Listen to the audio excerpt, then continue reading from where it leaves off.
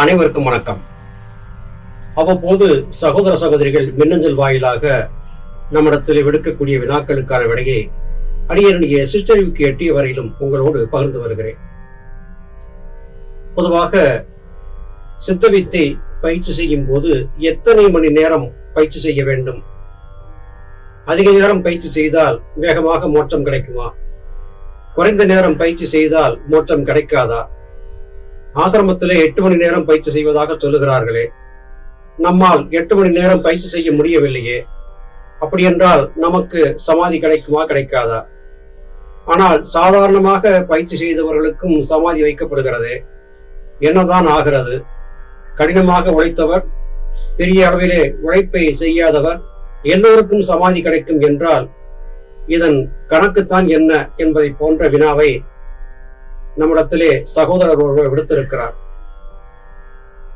ஞானபிதா சுவாமி சிவானந்த பரமஹம்சர் அவர்கள் சதா பிராணயாமியாக இரு என்றுதான் குறிப்பிட்டார்கள். இத்தனை மணி நேரம் பயிற்சி செய்ய வேண்டும் என்று குறிப்பிடவில்லை. சித்தாசிரமக்காரர்களோடு நம்மை ஒப்பிட்டு பார்ப்பது தவறு. ஆசிரமக்காரர்களுக்கு குடும்பம் என்கிற உறவு இல்லை, பந்த பாசங்கள் இல்லை, கடமைகள் என்று எதையும் பற்றி பிடித்துக் கொண்டிருப்பதில்லை. சித்தவிதத்திலே சுவாமி சொல்லியதைப் போல ஒரு பலகையை நாம் கட்டிப்பிடித்துக் கொண்டு பலகையை நம்மை விட்டுவிடு என்று கூப்பாடு போட்டால் பலகை நம்மை விடுமா? விடாது. காரணம், நாம் தான் பலகையை பிடித்திருக்கிறோமே அல்லாது பலகை நம்மை பிடித்திருக்கவில்லை. உலக பந்தங்களை நாம் பிடித்துக் கொண்டு நம்மை இது பிடித்திருப்பதாக கூப்பாடு போடுவதால் யாதொரு பயனும் இல்லை என்று சொன்னார்கள். ஆசிரமக்காரர்களிடத்திலே அன்பு மாத்திரமே இருக்கிறது. எல்லோரிடத்திலும் அன்பை காட்டுகிறார்கள். ஆசிரமத்திற்கு வரக்கூடியவர்கள் அவர்கள் சித்த வித்தியார்த்திகளாக இருந்தாலும் இல்லாவிட்டாலும் எல்லோரிடத்திலும் நிபந்தனையற்ற சமமான அன்பை செலுத்துகிறார்கள். வருகிறவர்களை அன்போடு உபசரித்து உணவு வழங்குகிறார்கள்.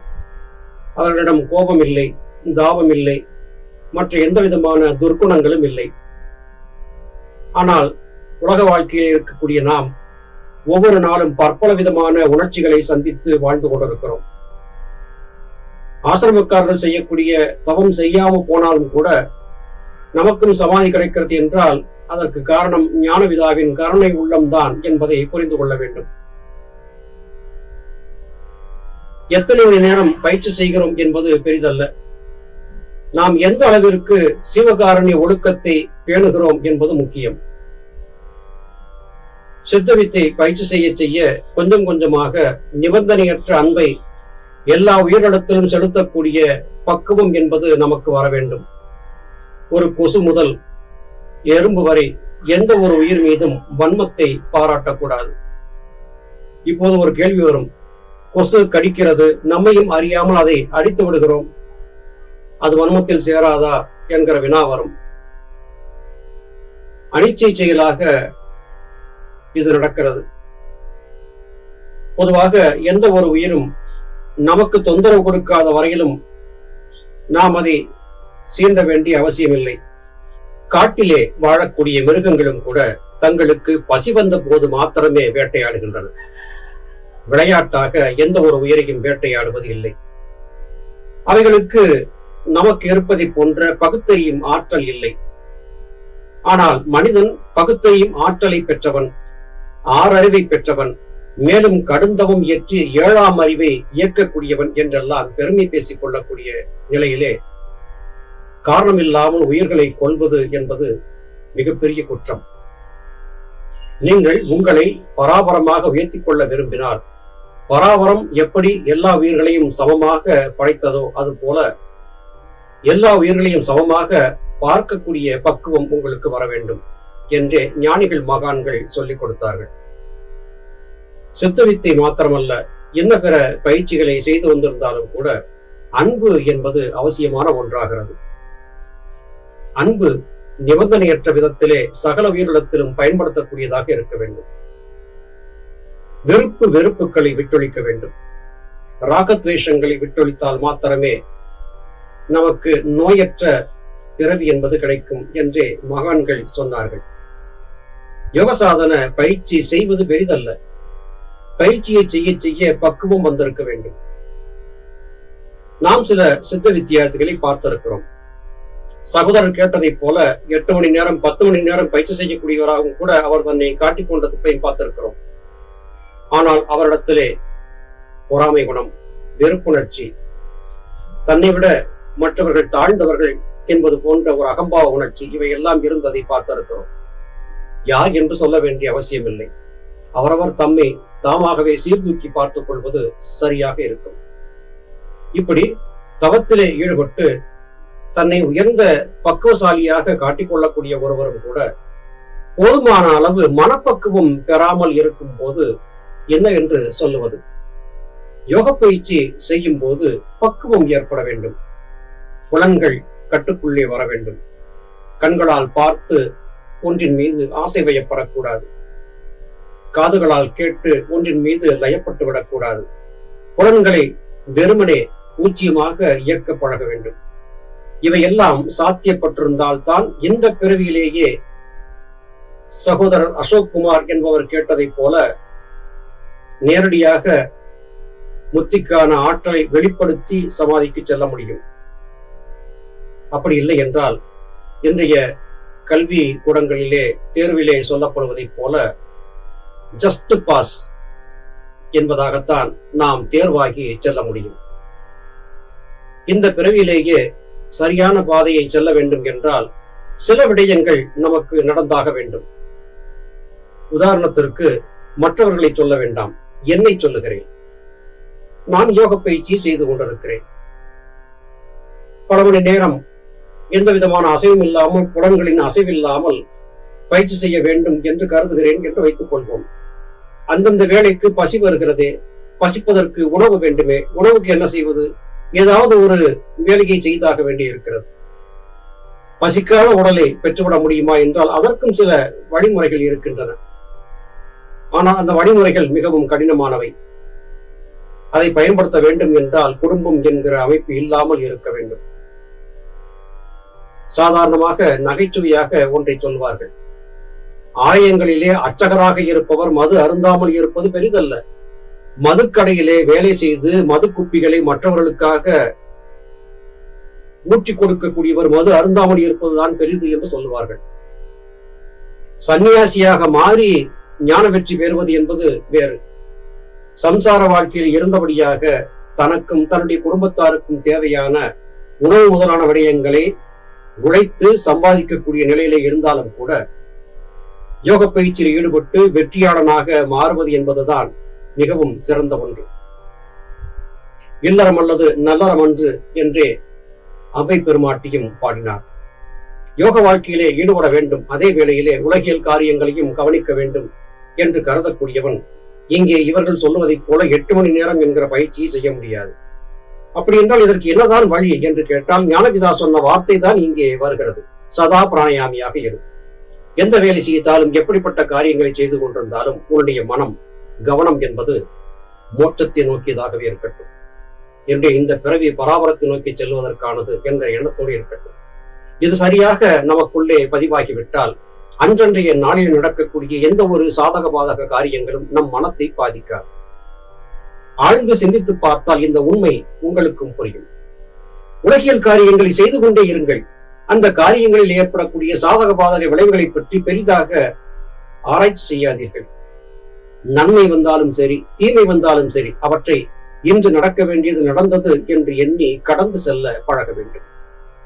இந்த மனப்பக்குவம் என்பது ஏற்படும் போது குறைந்த நேரத்திலே யோக பயிற்சி செய்திருந்தாலும் கூட உங்களுக்கான மோட்ச கதவுகள் திறந்து வைக்கப்படும். இதை சரியாக புரிந்து கொள்ள வேண்டும். ஒருவருக்கு இருக்கக்கூடிய சூழல் மற்றவருக்கு இருக்காது. ஒருவர் யோகம் பயிலக்கூடிய நேரம் மற்றொருவருக்கு பொருந்தி போகாது. எல்லோருக்கும் ஒரே விதமான நிலைப்பாடு இருப்பதில்லை. காரணம், நம்முடைய முந்தைய பிறவிகளிலே கண்களால் பார்த்து காதுகளால் கேட்டு நாம் ஏதாவது ஆசைகளை சுமந்து வந்திருப்போம், அல்லது சாபங்களை சுமந்து வந்திருப்போம். அவற்றையெல்லாம் நிவர்த்தி செய்தாக வேண்டியது கட்டாயமாகிறது. இவை நடந்தாக வேண்டும். இவை நடக்காத போது நம்முடைய இந்த பிறவி முடிவுக்கு வராது. யோக பயிற்சியில் ஈடுபட்டு சில மாதங்களுக்குள்ளாகவே சமாதியை சென்றடையக்கூடியவர்களும் இருக்கிறார்கள். 100 வயதை தொட்டும் சமாதி அடையாமல் இருப்பவர்களும் இருக்கிறார்கள்.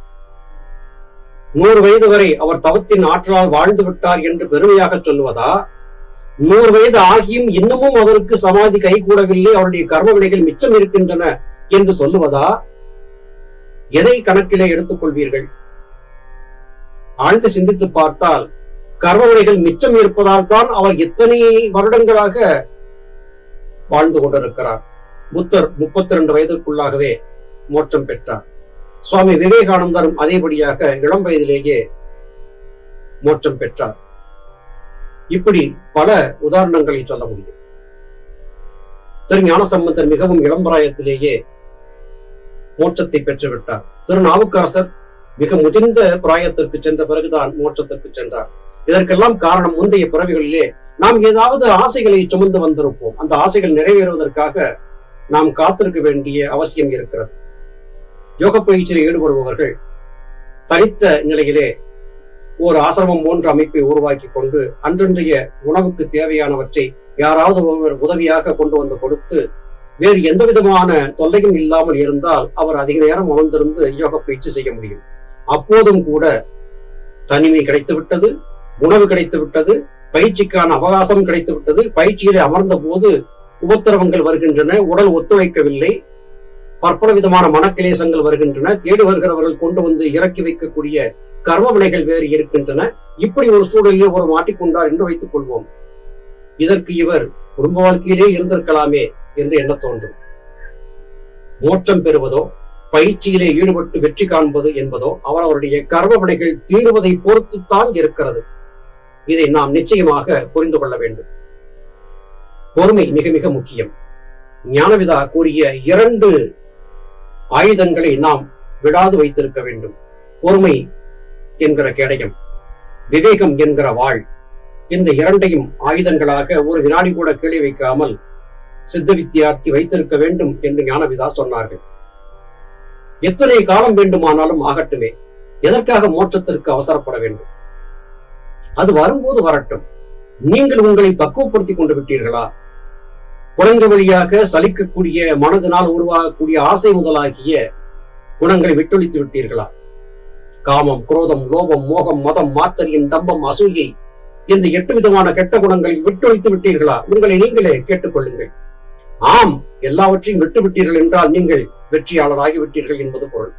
நிச்சயமாக உங்களுக்கு வெற்றி இப்போதே கிடைப்பதற்கான தகுதி வந்துவிட்டது. இது வந்துவிட்டால் நீங்கள் உடனடியாக சமாதிக்கு சென்று விடுவீர்கள். காத்திருக்க மாட்டீர்கள். சென்றவர் சென்றவராகவே இருப்பார். இது நடக்கும் வரையிலும் காத்திருக்க வேண்டியது அவசியம் என்பதை புரிந்து கொள்ள வேண்டும். மறுபடியும் ஒரு முறை சொல்கிறேன்.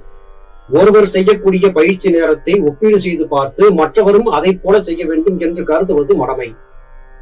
உங்களால் எவ்வளவு நேரம் முடியுமோ அவ்வளவு நேரம் பயிற்சி செய்யுங்கள். மனதை சுத்தமாக வைத்துக் கொள்ள முயற்சி செய்யுங்கள். ஆசை வயப்படாதீர்கள். எந்த ஒரு சின்ன விஷயத்தின் மீது ஆசை வைத்திருந்தாலும் கூட அது உங்களுக்கு அடுத்த பிறவிக்கான கடவுச்சட்டை கையிலே கொடுத்துவிடும் என்பதை மறந்து விடாதீர்கள். உங்களுக்கும் எனக்கும் மோட்சம் நிச்சயம் கிடைக்கும். இன்று அல்லது நாளை அல்லது நாளை மறுநாள், அடுத்த பிறவியாக கூட இருக்கலாம். ஆனால் மோட்சம் நிச்சயம் கிடைக்கும். எப்போது? புலன்கள் வழி சலிக்கக்கூடிய மனத்தின் போக்கை தடுத்து நிறுத்தி பூஜ்ஜியமாக உங்களை நீங்கள் மாற்றிக்கொண்ட போது முயன்று அதை சரி செய்ய பாருங்கள். பயிற்சி ஒரு பக்கம் நடக்கட்டும். மனதோடு பேசுங்கள். மனதை புலன்கள் வழி செல்ல விடாதபடியாக தடுத்து நிறுத்துங்கள். ஆசைகளுக்கு அணை போடுங்கள். புதிதாக எந்த ஒரு விருப்பத்தையும் உங்களுக்குள்ளே சுமத்திக் கொள்ளாதீர்கள். மனதை மென்மையாக அணுக பழகுங்கள். சுருமுனைகளில் மனத்தை ஒடுக்க பழகுங்கள். இவற்றை சாதிப்பதற்காக ஏதாவது உங்களுக்குள்ளே தந்திரங்களை கூட உருவாக்கிக் கொள்ளுங்கள். அதுவும் கூட உங்களுக்கு நல்ல விளைவுகளை கொடுக்கும். நல்லது சகோதர சகோதரிகளே, மோட்சத்திற்கான கதவுகள் உங்களுக்காக திறந்திருக்கின்றன. நீங்கள் பயணிக்க வேண்டியதுதான் பாக்கி. மீண்டும் அடுத்த பதிவிலே உங்களை சந்திக்கிறேன். அதுவரையிலும் நன்றி, வணக்கம்.